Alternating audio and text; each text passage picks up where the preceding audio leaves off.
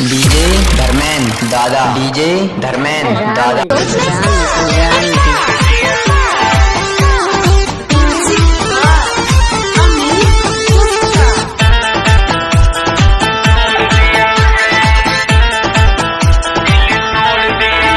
मेरे दिल में एक बसेरा था, मेरे दिल में एक बसेरा था, सांसों पे जिसका पहरा था। मुझको भूला के नाता गैरों से जोड़ लिया है, उसी ने दिल तोड़ दिया है, सनम दिल तोड़ दिया है, उसी ने दिल तोड़ दिया है, सनम दिल तोड़ दिया है। कुमार आर्यन की धमाकेदार प्रस्तुति।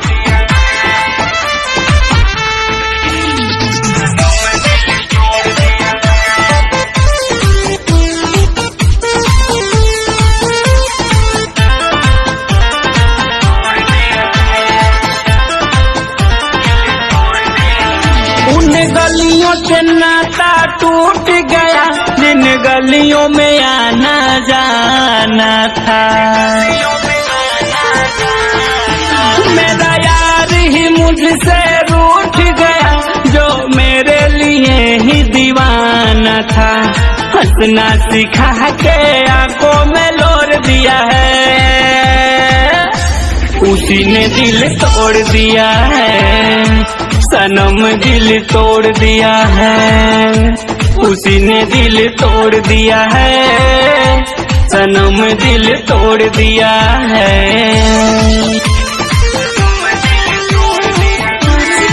Mix by HDFD recording studio.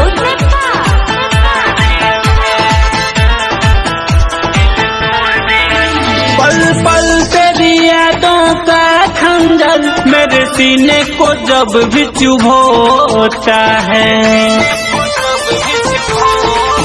हर पल मैं जीता मरता हूँ, ये गम न कभी कम होता है। बीच सफर में तन्हाई छोड़ दिया है, उसी ने दिल तोड़ दिया है, सनम दिल तोड़ दिया है, उसी ने दिल तोड़ दिया है, सनम दिल तोड़ दिया है। मेरे दिल में एक बसेरा था, सांसों पे जिसका पहरा था। मुझको भूला के नाता गैरों से जोड़ लिया है, उसी ने दिल तोड़ दिया है, सनम दिल तोड़ दिया है, उसी ने दिल तोड़ दिया है, सनम दिल तोड़ दिया है।